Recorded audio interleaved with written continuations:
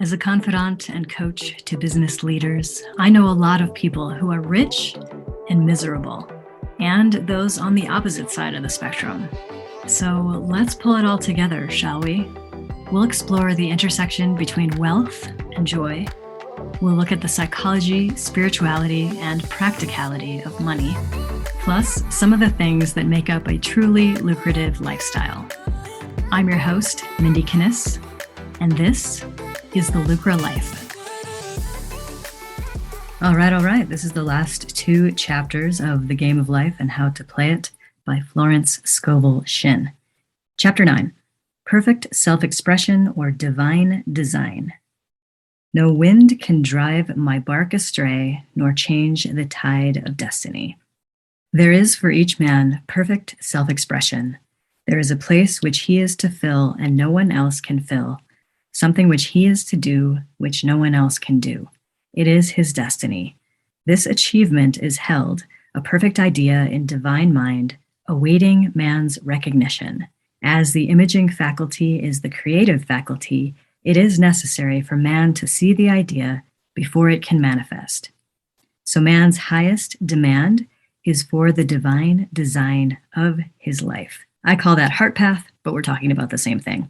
He may not have the faintest conception of what it is, for there is, possibly, some marvelous talent hidden deep within him. His demand should be, Infinite Spirit, open the way for the divine design of my life to manifest. Let the genius within me now be released. Let me see clearly the perfect plan. The perfect plan includes health, wealth, love, and perfect self-expression. This is the square of life which brings perfect happiness. When one has made this demand, he may find great changes taking place in his life, for nearly every man has wandered far from the divine design. I know in one woman's case, it was as though a cyclone had struck her affairs, but readjustments came quickly, and new and wonderful conditions took the place of old ones. Perfect self-expression will never be labor, but of such absorbing interest that it will seem almost like play. The student knows also, as man comes into the world, financed by God, the supply needed for his perfect expression will be at hand. Many a genius has struggled for years with the problem of supply, when his spoken word and faith would have released quickly the necessary funds. For example, after the class, one day, a man came to me and handed me a cent. He said, I have just 7 cents in the world, and I am going to give you 1, for I have faith in the power of your spoken word. I want you to speak the word for my perfect self-expression and prosperity. I spoke the word and did not see him again until a year later. He came in one day successful and happy, with a roll of yellow bills in his pocket. He said, immediately after you spoke the word, I had a position offered me in a distant city, and am now demonstrating health, happiness, and supply. A woman's perfect self-expression may be in becoming a perfect wife, a perfect mother, a perfect homemaker, and not necessarily in having a public career. But let me add, this is 2022, and women can do whatever they want. Demand definite leads, and the way will be made easy and successful. One should not visualize or force a mental picture. When he demands the divine design to come into his conscious mind, he will receive flashes of inspiration and begin to see himself making some great accomplishment. This is the picture or idea he must hold without wavering. The thing man seeks is seeking him. Let me repeat that. The thing you seek is seeking you. The telephone was seeking Bell. Parents should never force careers and professions upon their children. With a knowledge of spiritual truth, the divine plan could be spoken for early in childhood or prenatally. A prenatal treatment should be, let the God in this child have perfect expression. Let the divine design of his mind, body, and affairs be made manifest throughout his life, throughout eternity. God's will be done, not man's. God's pattern, not man's pattern, is the command we find running through all the scriptures, and the Bible is a book dealing with the science of the mind. It is a book telling man how to release his soul, or subconscious mind, from bondage. The battles described are pictures of man waging war against mortal thoughts. A man's foes shall be they of his own household. Every man is Jehoshaphat, and every man is David who slays Goliath, mortal thinking, with the little white stone, which is faith. So man must be careful that he is not the wicked and slothful servant who buried his talent. There is a terrible penalty to be paid for not using one's ability. Often fear stands between man and his perfect self-expression. Stage fright has hampered many a genius. This may be overcome by the spoken word or treatment.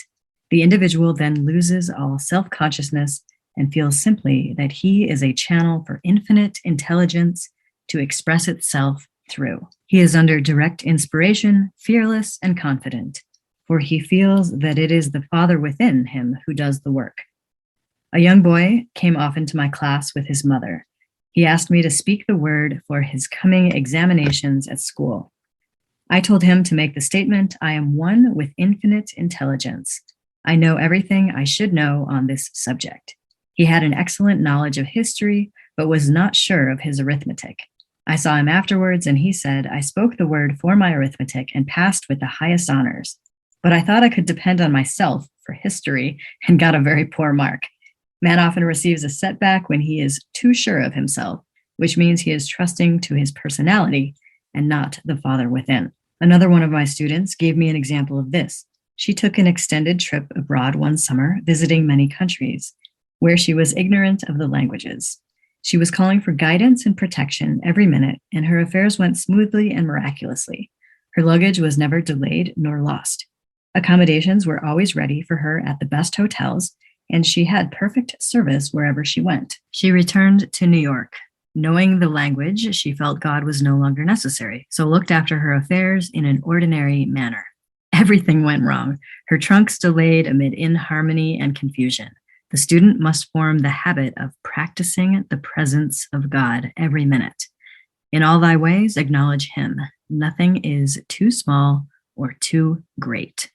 Sometimes an insignificant incident may be the turning point in a man's life. Robert Fulton, watching some boiling water simmering in a tea kettle, saw a steamboat. I have seen a student often keep back his demonstration through resistance or pointing the way. He pins his faith to one channel only and dictates just the way he desires the manifestation to come, which brings things to a standstill. My way, not your way, is the command of infinite intelligence. Like all power, be it steam or electricity, it must have a non-resistant engine or instrument to work through, and man is that engine or instrument. Over and over again, man is told to stand still. O Judah, fear not, but tomorrow go out against them, for the Lord will be with you. You shall not need to fight this battle. Set yourselves, stand ye still, and see the salvation of the Lord with you. We see this in the incidents of the $2,000 coming to the woman through the landlord when she became non-resistant and undisturbed, and the woman who won the man's love after all suffering had ceased. The student's goal is poise. Poise is power, for it gives God power a chance to rush through man, to will and to do its good pleasure. Poised, he thinks clearly and makes right decisions quickly. He never misses a trick. Anger blurs the visions, poisons the blood, is the root of many diseases, and causes wrong decision leading to failure. It has been named one of the worst sins as its reaction is so harmful. The student learns that in metaphysics, sin has a much broader meaning than in the old teaching. Whatsoever is not of faith is sin.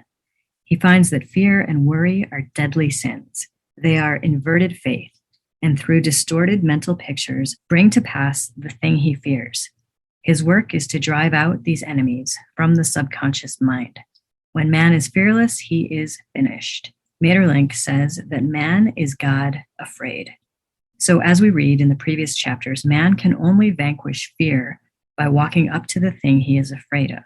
When Jehoshaphat and his army prepared to meet the enemy, singing, "Praise the Lord, for his mercy endureth forever," they found their enemies had destroyed each other, and there was nothing to fight.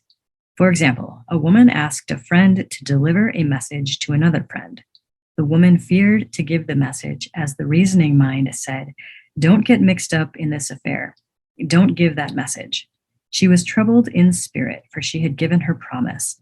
At last, she determined to walk up to the lion and call on the law of divine protection. She met the friend to whom she was to deliver the message. She opened her mouth to speak when her friend said, "So-and-so has left town." This made it unnecessary to give the message, as the situation depended upon the person being in town.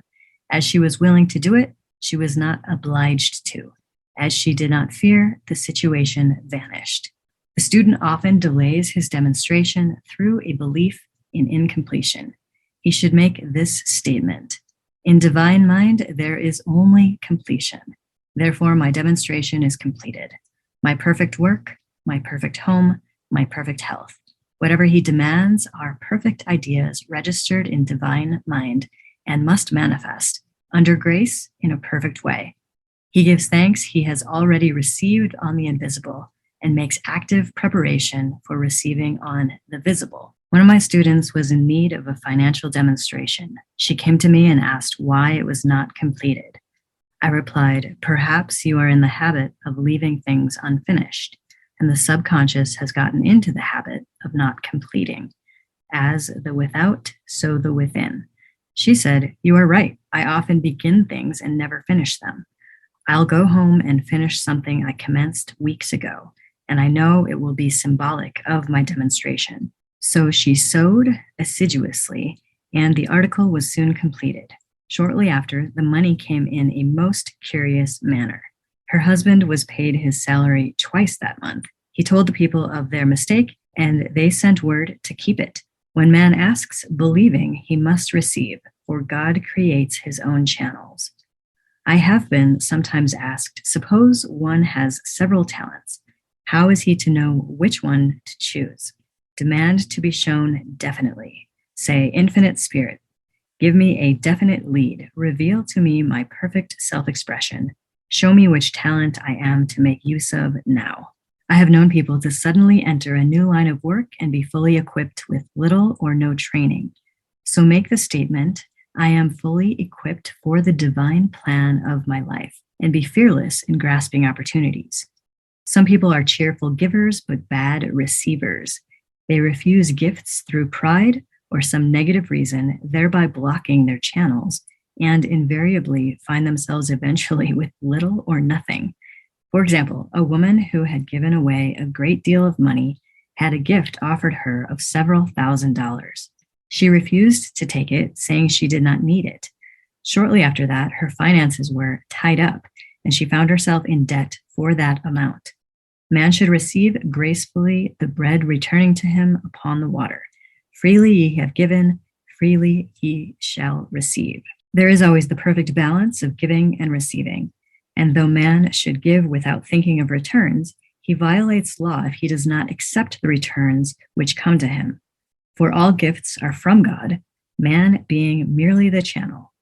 A thought of lack should never be held over the giver. For example, when the man gave me the 1 cent, I did not say, "Poor man, he cannot afford to give me that."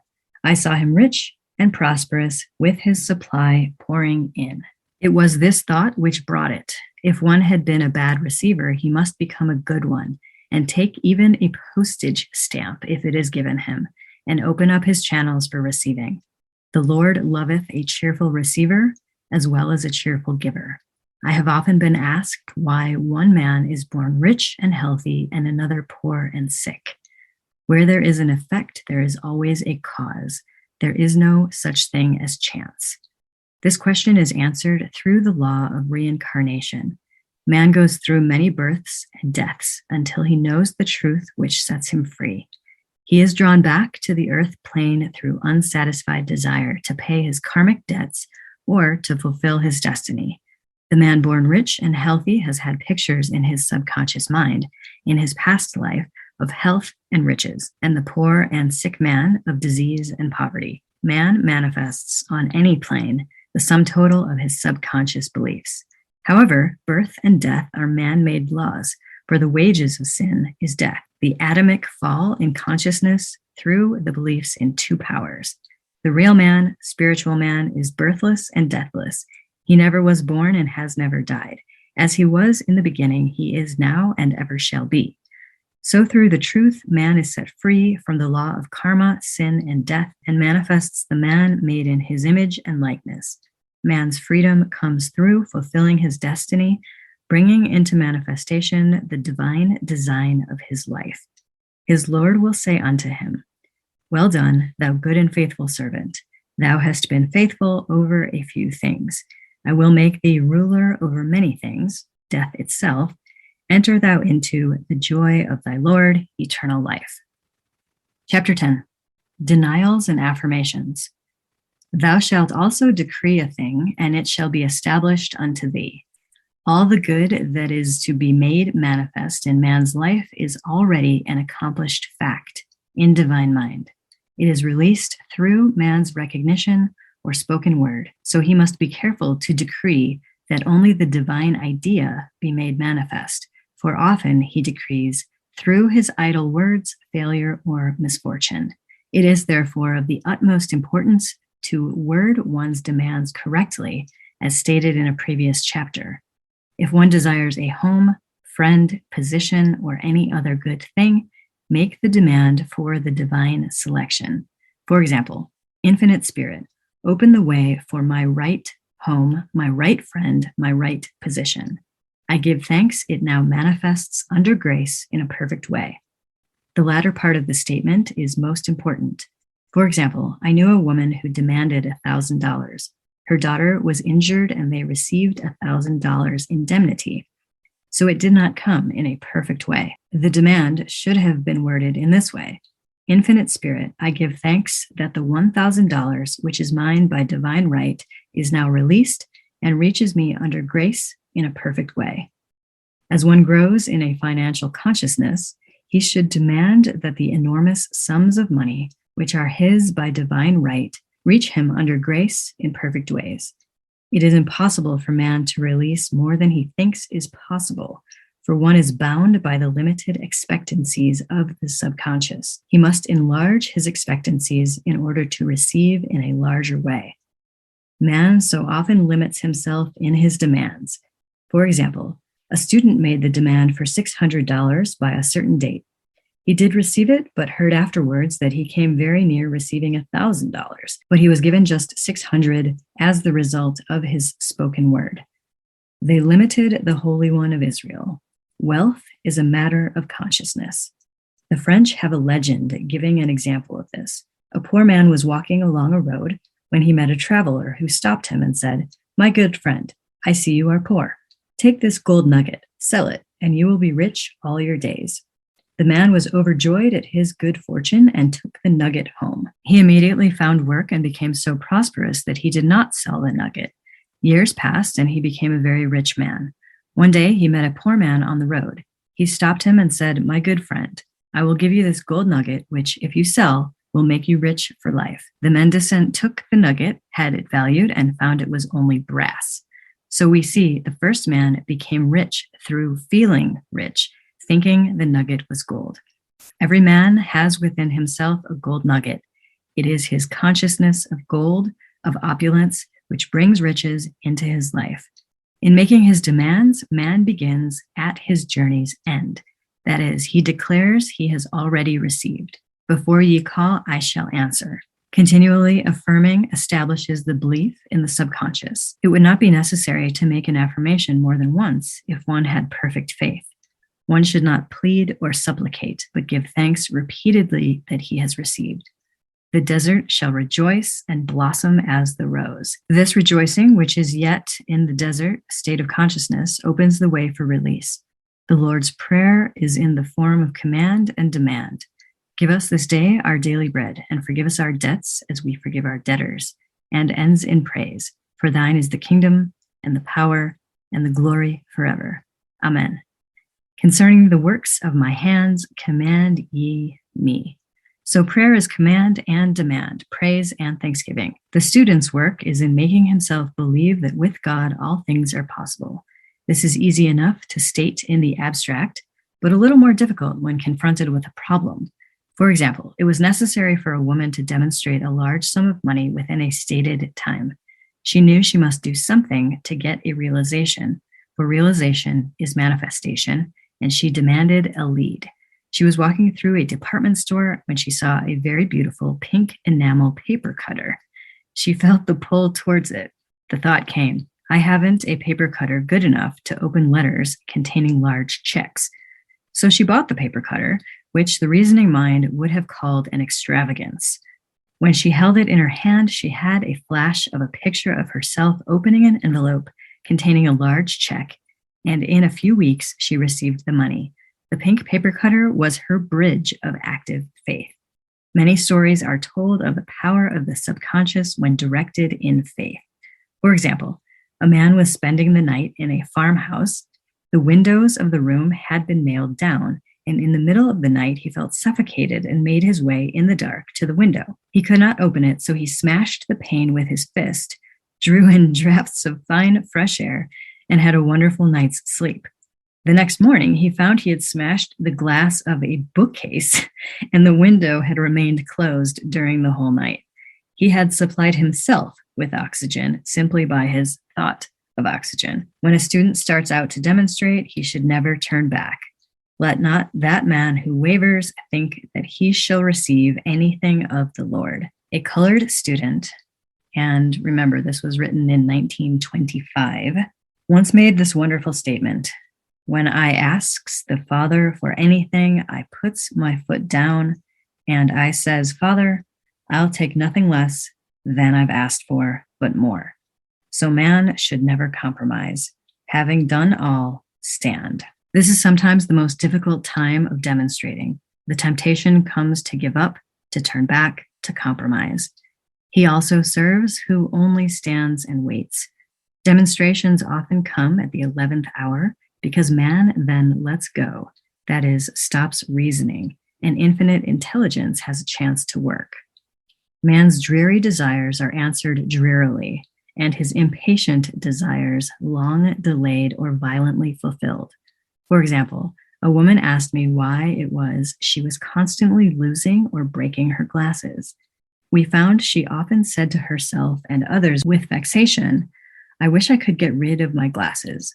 So her impatient desire was violently fulfilled. What she should have demanded was perfect eyesight, but what she registered in the subconscious was simply the impatient desire to be rid of her glasses, so they were continually being broken or lost. Two attitudes of mind cause loss.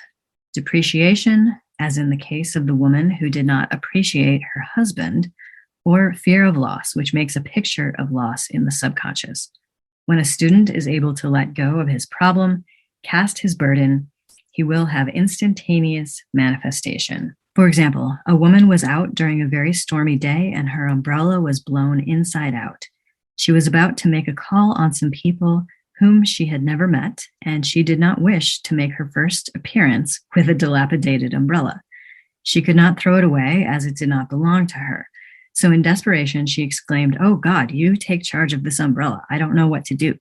A moment later, a voice behind her said, "Lady, do you want your umbrella mended?" There stood an umbrella mender. I don't know anybody who's an umbrella mender. She replied, "Indeed, I do." The man mended the umbrella while she went into the house to pay her call, and when she returned, she had a good umbrella. So there is always an umbrella mender at hand, on man's pathway, when one puts the umbrella or situation in God's hands. One should always follow a denial with an affirmation. For example, I was called on the phone late one night to treat a man whom I had never seen. He was apparently very ill. I made the statement, "I deny this appearance of disease. It is unreal, therefore cannot register in his consciousness. This man is a perfect idea in divine mind, pure substance expressing perfection. There is no time or space in divine mind. Therefore, the word reaches instantly its destination and does not return void." I have treated patients in Europe and have found that the result was instantaneous. I am asked so often the difference between visualizing and visioning. Visualizing is a mental process governed by the reasoning or conscious mind. Visioning is a spiritual process governed by intuition or the superconscious mind. The student should train his mind to receive these flashes of inspiration and work out the divine pictures through definite leads. When a man can say, "I desire only that which God desires for me," His false desires fade from the consciousness, and a new set of blueprints is given him by the master architect, the God within. God's plan for each man transcends the limitation of the reasoning mind and is always the square of life containing health, wealth, love, and perfect self-expression. Many a man is building for himself in imagination a bungalow when he should be building a palace. If a student tries to force a demonstration through the reasoning mind, he brings it to a standstill. I will hasten it, saith the Lord. He should act only through intuition or definite leads. Rest in the Lord and wait patiently. Trust also in him, and he will bring it to pass. I have seen the law work in the most astonishing manner. For example, a student stated that it was necessary for her to have $100 by the following day. It was a debt of vital importance which had to be met. I spoke the word, declaring spirit was never too late and that the supply was at hand. That evening, she phoned me of the miracle. She said that the thought came to her to go to her safe deposit box at the bank to examine some papers. She looked over the papers, and at the bottom of the box was a new $100 bill. She was astounded and said she knew she had never put it there, for she had gone through the papers many times. It may have been a materialization, as Jesus Christ materialized the loaves and fishes. Man will reach the stage where his word is made flesh, or materialized instantly. The fields ripe with the harvest will manifest immediately, as in all of the miracles of Jesus Christ. There is a tremendous power alone in the name Jesus Christ. It stands for truth made manifest. He said, whatsoever ye ask the Father in my name, he will give it to you. The power of this name raises the student into the fourth dimension, where he is freed from all astral and psychic influences, and he becomes unconditioned and absolute, as God himself is unconditioned and absolute. I have seen many healings accomplished by using the words, in the name of Jesus Christ. Christ was both person and principle, and the Christ within each man is his Redeemer and salvation. The Christ within is his own fourth dimensional self, the man made in God's image and likeness. This is the self which has never failed, never known sickness or sorrow, was never born and has never died. It is the resurrection of the life of each man. No man cometh to the Father save by the Son, means that God, the universal, working on the place of the particular, becomes the Christ in man, and the Holy Ghost means God in action. So daily, man is manifesting the Trinity of Father, Son, and Holy Ghost. Man should make an art of thinking. The master thinker is an artist and is careful to paint only the divine designs upon the canvas of his mind. And he paints these pictures with masterly strokes of power and decision, having perfect faith that there is no power to mar their perfection and that they shall manifest in his life the ideal made real. All power is given man through right thinking to bring his heaven upon his earth. And this is the goal of the game of life. The simple rules are fearless faith, non-resistance, and love. May each reader be now freed from that thing which has held him in bondage through the ages, standing between him and his own, and know the truth which makes him free, free to fulfill his destiny, to bring into manifestation the divine design of his life, health, wealth, love, and perfect self-expression. Be ye transformed by the renewing of your mind. Denials and affirmations. For prosperity. God is my unfailing supply, and large sums of money come to me quickly, under grace, in perfect ways. For right conditions. Every plan my Father in heaven has not planned shall be dissolved and dissipated, and the divine idea now comes to pass. Only that which is true of God is true of me, for I and the Father are one. For faith. As I am one with God, I am one with my good, for God is both the giver and the gift. I cannot separate the giver from the gift. For right conditions. Divine love now dissolves and dissipates every wrong condition in my mind, body, and affairs. Divine love is the most powerful chemical in the universe and dissolves everything which is not of itself. For health. Divine love floods my consciousness for health, and every cell in my body is filled with light. Little side note, what's cool about that is these days we know that there is light within the body. In other words, photons. They wouldn't have known that back then, so just kind of a neat insight.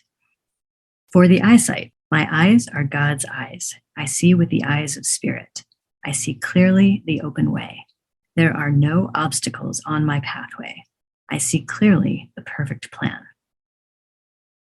For guidance, I am divinely sensitive to my intuitive leads and give instant obedience to thy will.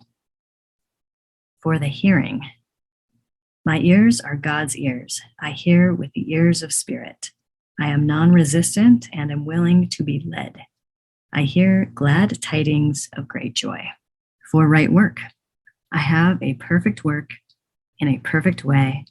I give a perfect service for perfect pay. For freedom from all bondage, I cast this burden on the Christ within, and I go free. That ends the reading of The Game of Life and How to Play It by Florence Scovel Shinn. I do hope you enjoyed it. I will tell you that was a little bit challenging to read since the language was so old, but we made it through. For those of you in the Lucra Collective, I look forward to discussing this with you on our Money Monday. Ready to make your dream your reality? Let's build your business so you can do what you are here to do. I invite you to join my inner circle, the Lucra Collective, a community of like-minded entrepreneurs who got over the limiting belief that they needed to go it alone. Visit lucra.com to join today. That's lucra.com. Lucra, where wealth equals well-being.